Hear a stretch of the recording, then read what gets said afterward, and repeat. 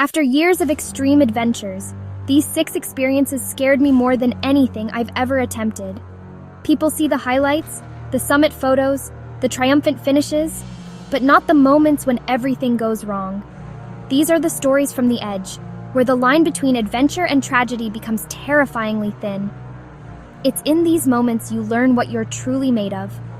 This isn't about bragging rights, it's about survival and the raw reality of pushing your limits when the wild pushes back. If you want to know what genuinely terrifies someone who's done everything, stick around. We're going deep into the heart of fear and survival. Let's get into it. 300 feet up a remote granite wall, I reached for a handhold and the rock broke. I swung, slammed my shoulder, and instantly knew it was dislocated.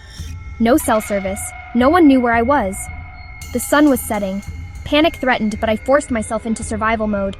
First priority, get the shoulder back in. Bracing on a tiny ledge, I slammed my back against the rock once, twice, 3 times until I felt the joint pop back. The pain was blinding, but I could move my arm. Now I had to get down before darkness swallowed the wall. Rappelling one-handed, every movement was deliberate. My life depended on my gear and focus. The descent was a battle, resting on ledges, fighting exhaustion, my injured arm screaming. Dropping anything meant death. I broke the journey into moments, survived this rappel, then the next. When my feet finally touched the ground, I collapsed, overwhelmed with relief. The walkout was a blur of pain and fatigue, but every step was a step towards safety. That night changed me. It taught me the brutal difference between calculated risk and chaos.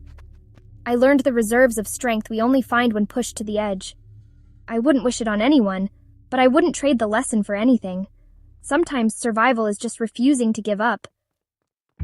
Cave diving in Mexico 200 feet down. No quick exit, just a thin guideline to the surface. Suddenly, my regulator failed. Instead of air, I got water.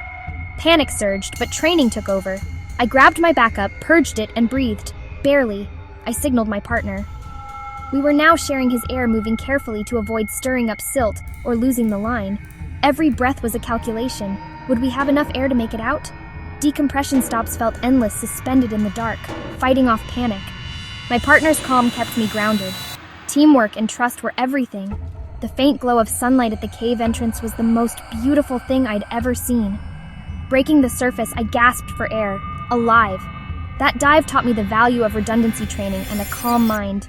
Gear can fail. Your mind can't. In the end, survival is about preparation and the person beside you. Never underestimate the power of a calm partner in a crisis. Mount Etna. Active, unpredictable, and that day, deadly. We were observing a minor eruption when the ground erupted beneath us. Lava bombs raining down, a new fissure spewing molten rock. Our guide screamed, "Run!"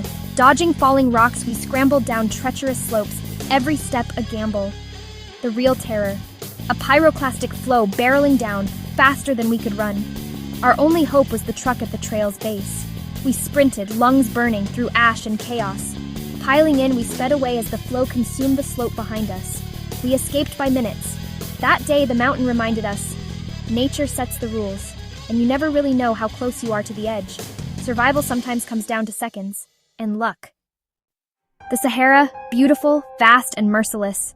A sandstorm hit, erasing all landmarks. My compass spun uselessly, GPS fried, guides gone. I was utterly alone. I rationed water, built shelter, tried to retrace my steps, but the desert is a sea of shifting dunes. By day 2, my water was gone. Thirst became agony. Hallucinations blurred reality. I dug in a dry riverbed, desperate for moisture. Nights were freezing, days scorching. On the 3rd day, I collapsed, ready to give up, until I heard camels. Tuareg guides appeared, searching for me since the storm. They saved my life with a few sips of water and slow, careful rescue. Recovery was long. Dehydration, heat stroke, and psychological scars. The desert taught me humility. No matter how prepared you are, nature is stronger. Survival isn't just physical. It's mental, a battle against despair. That ordeal changed my relationship with water, with life, and with my own limits. The will to live is fragile, but it's everything. The Sahara nearly took my life, but it gave me a new appreciation for every breath. Sometimes survival is just holding on for one more minute, and sometimes rescue comes when you least expect it. The Colorado River and flood rapids turned into death traps. Familiar routes vanished. We faced Class 6 rapids. Unrunnable, but we had no choice. Portage trails were underwater. Entering Satan's gut, we were swept into chaos. The raft folded, I was trapped beneath, tangled in ropes, fighting for air. I clawed free, surfaced, and was sucked back down. Drowning felt like a cycle of hope and despair. My teammate threw a rescue rope. I grabbed it, barely. We pulled each other to the overturned raft, gathered the team, and flipped the boat in raging water. We survived, battered and shaken. The river taught us humility. We'd crossed the line from challenge to gamble. Luck, not skill, saved us. The most important lesson, know when to turn back. Nature doesn't care about your ego. Respect the river, or it will take everything.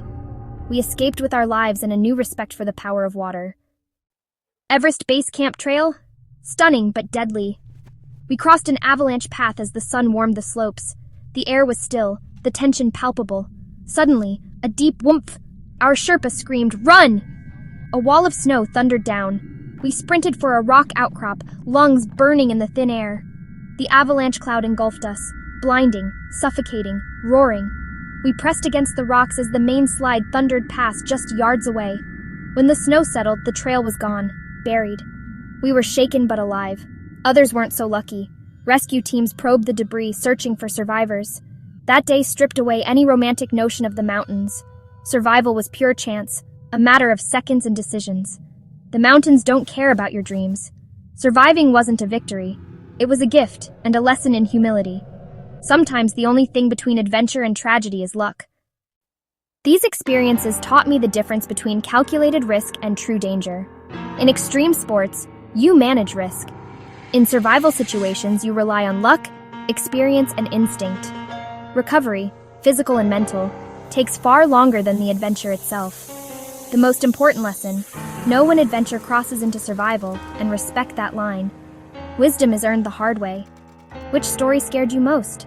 Drop a skull emoji and share your own close calls in the comments.